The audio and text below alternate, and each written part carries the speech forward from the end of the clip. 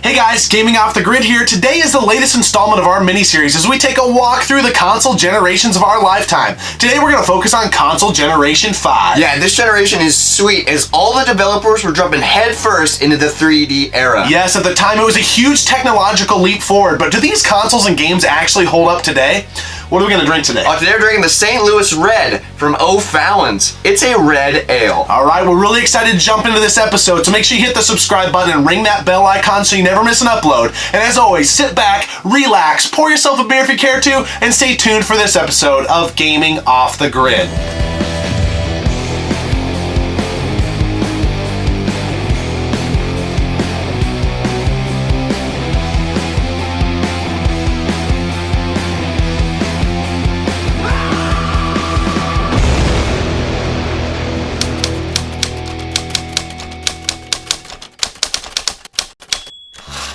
Alright, here we go. Console Generation 5. What are the relevant consoles from this generation? Oh, there's three of them. There's the Sega Saturn, the Sony PlayStation, and the Nintendo 64. Now, back when I was a kid, I didn't even know that Sega Saturn existed, so it was mostly PlayStation and 64 for me. The Sega Saturn was the first on the scene, so they do get credit for that. They came out in 1995 with the Sega Saturn. But Sega was maybe a little too early to the party. Later on in the year, Sony released the PlayStation 1, and then it wasn't until 1996 that Nintendo came to the party with the Nintendo 64. One thing as we prepared for this episode, did our research, I did not quite grasp how large of an install base the Sony PlayStation had. They shipped over 100 million units of the Sony PlayStation 1. So to put that on a scale for you, that is 3 times more consoles that were shipped, roughly, than the N64. That's nuts, considering this was the first console that Sony released. Yeah, it's actually mind-blowing. So they actually came in, there was a little bit of a backstory from the prior generation of them trying to merge with Nintendo, and Nintendo might have created their own worst enemy by not doing that. And the Sony PlayStation was here to stay from this point forward. And it's pretty impressive, being their first console, if they got that sort of stranglehold on the gaming community. That brings us to cartridge versus disc base, and this is where Nintendo struggled, I feel like. A lot of third-party companies went towards Sony because you could fit more content, they had more memory, and I think that ruined some relationships. It did for sure, and, you know, they were cheaper to make. Yeah. Cartridges are expensive to produce. Nintendo opted to stick with the cartridge-based system, so it was always an interesting tug-of-war in my mind, because the N64 had 64 bits. The PlayStation had 32. But the games and the memory on the cartridges was smaller than the PlayStation, so which one is better? Developers are going to follow the trail of money and where that install base is and be able to produce something on the cheap. It was an easy choice for them to go the Sony route. And Nintendo, on a third-party support front, never really recovered. Show me the money! Yeah, they lost a lot of third-party support, and they're just now getting it back.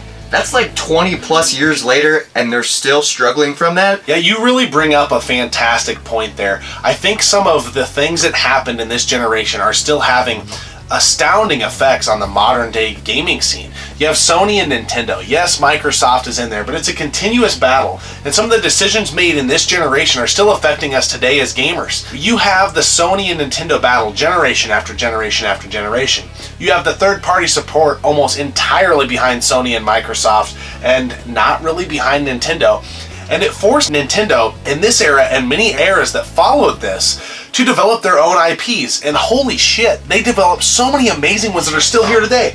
Every Nintendo generation, you are waiting for the next Smash, the next Mario Kart, the next Mario sports game, the next Mario game or whatever. So Nintendo had to look within itself for its own content. And from their standpoint, that might have been a little rough, but damn, from a gamer standpoint, this generation set the table for us to have an absolute feast for years to come. Yeah, and it's so insane. This generation started so much. As we like to explore in these episodes, in this series that we're doing, how well do these consoles and games hold up today? So I want you to kind of think about the modern gamer. Like if we were to bring your little brother in here and plop him down in front of these consoles, how well do they hold up? How entertaining do you think the modern gamer would find this stuff? Well, if you don't have any nostalgia hooked to it, I think the graphics will turn you off.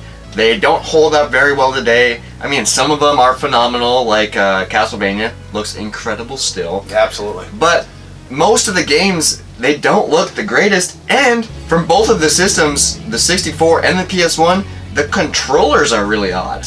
Yeah. So I think that would be a learning curve too. It is for sure. And we'll talk about the controllers here in a second, but I think this generation really confuses the hell out of me looking back at it, because at the time I remember thinking, graphics will never look any better. Like, I thought in the moment, like, this stuff is so cool. The first time I played Star Fox 64, my mind was just blown.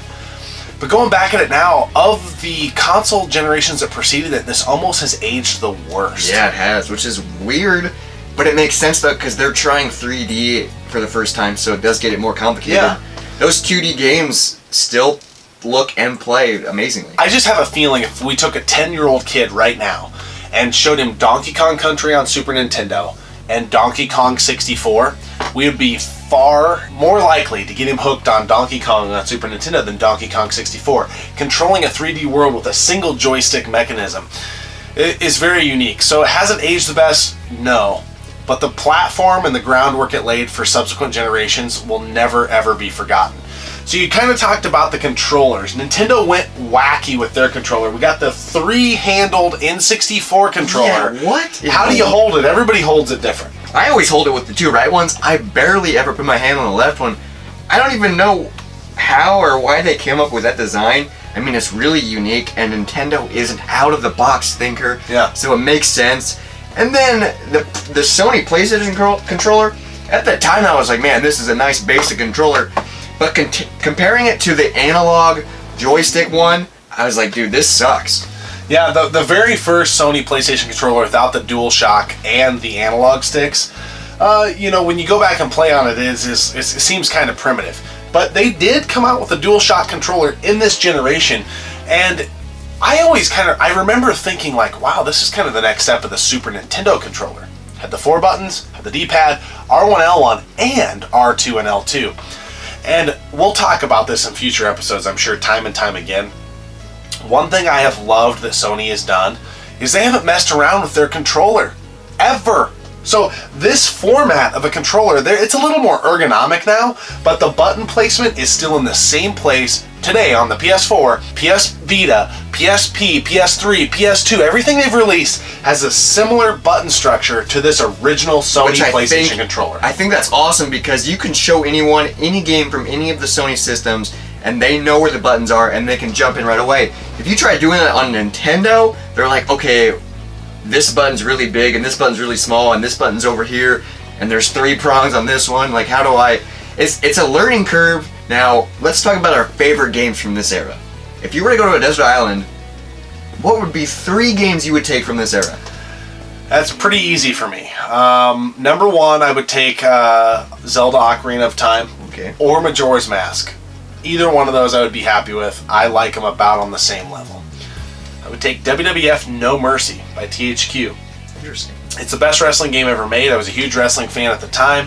Graphics haven't aged well, but the gameplay still to this day has never reached the level and simplicity that it was during that era.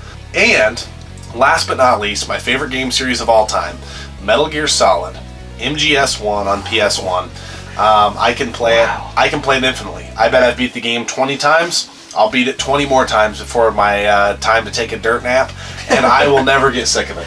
That game, the first time we played that game, because I had never played it before, we sat down just so I could get a grasp for it, and we ended up beating the game. Like, it's so addicting. It's so much fun. Yeah, absolutely. All right, it's your turn. 3 games that you would take with you forever to a deserted island from this generation. First off would be Tony Hawk Pro Skater 3. I was introduced to the Tony Hawk Skater games in this era, and the cartridge is black, so it's really cool to have. Then I would take Banjo-Kazooie, because that game is phenomenal. And then I would probably take Castlevania Symphony of the Night. That game looks incredible. Yeah, you mentioned earlier in the episode that game specifically probably looks the best from this generation as far as holding up to today's standards. It's absolutely incredible. And side note, Metal Gear Solid 1 and Banjo-Kazooie caused us to delay the filming of this episode by a long time because we couldn't put them down. Probably a month. Yeah. Delayed it by a month. It was out of control. But again, we got a great set of games there, and Rare was on fire, and we're going to talk about that right now. All right, go ahead. Rare. Banjo-Kazooie was a Rare game, and they were one of the best developers for the N64. We talked about third-party support shifting kind of to Sony, but Rare and Nintendo kept the N64 afloat. Banjo-Kazooie, Banjo-Tooie, Conker's Bad Fur Day, Diddy Kong Racing, GoldenEye, the 007 game, obviously, if you didn't know. Perfect Dark, the Donkey Kong 64 game. Blast Corps is a great game. I'm probably missing some. So many great Rare games during this era, and they kind of shifted away from Nintendo after this time frame, but holy hell, they were on fire. Yeah, they were. And most of those games are so much fun to still play today. Absolutely.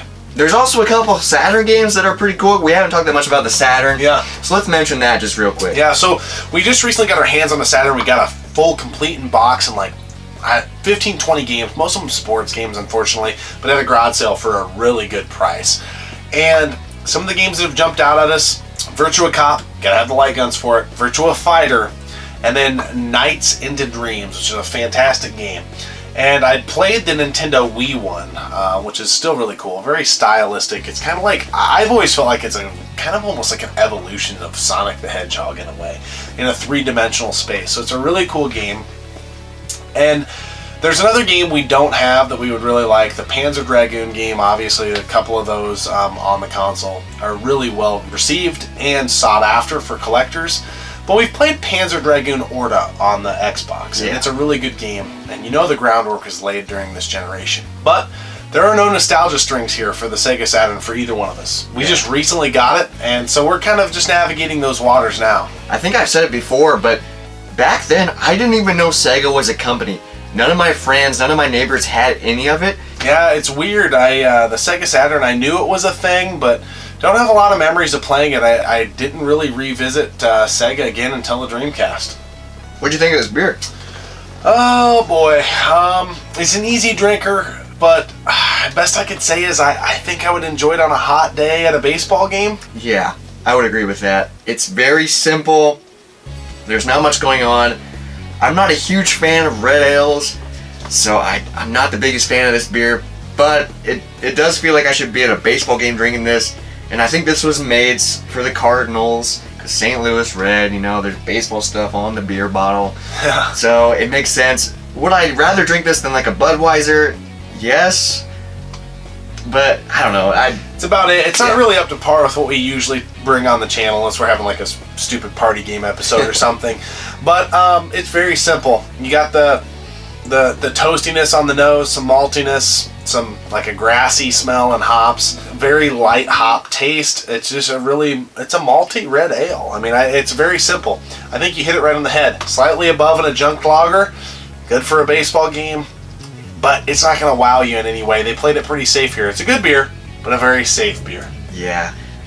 So let's just wrap up our thoughts. Any like final closers you want to say about this era? It's an era that lives on in my mind better than it actually is today. If you play the games, I think if anybody wants to dust off their old N64, playing 4-player games on it's still pretty fun. You need a CRT TV unless you're going to spend some money to upscale it. Do not hook this stuff into a modern television, or it's really bad. Terrible. It'll make you vomit. It's really bad visually. But yeah, the nostalgia of this era feels really good. I've got a lot of good memories, and looking back on it all these years later, I am very impressed with the groundwork that was laid for future generations and the series of games that are still alive today. The foundation was started here. Yeah. First Mario Party happened in this generation, and we're already planning our episode for the new release of Mario Party on the Switch. How many years later? Yeah, 20 plus years. Yeah. That's insane. Yeah, so it's really cool. It did lay the groundwork for a lot of cool things. So leave a comment below. What are some like good Saturn games that we don't know, or just some Saturn facts? Like, fill our gaps in the history. And if there's any good 64 or PS1 games that we didn't mention, let us know about that too, because we love learning about new games. And as always, keep gaming, keep drinking. We'll see you next time on Gaming Off the Grid. Alright. Okay, scary. Hey guys, Gaming Off the Grid here. Today we're going to continue our mini-series. Why? I don't know. Yeah, this generation was a huge leap forward technologically wise. Yeah, this generation is sweet. Is this the first generation to attempt the 3D style? Yep. Hey guys, Gaming Off the Grid here. Today is the